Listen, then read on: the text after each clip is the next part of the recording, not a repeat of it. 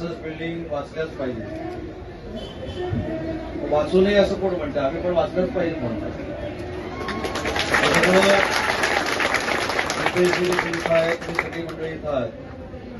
तुम्ही असं समजा की राज्याचा उद्योग मंत्री जो इथं आलेला आहे तो तुमच्या पासच बिल्डिंग मध्येच राहतो असं समजायला हरकत नाही.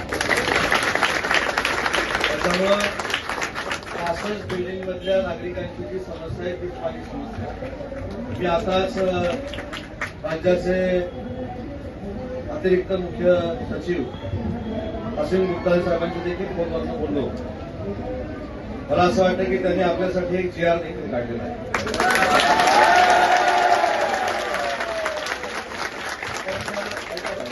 त्या GRचा आपण व्यवस्थितरित्या अभ्यास करणं गरजेचं आहे.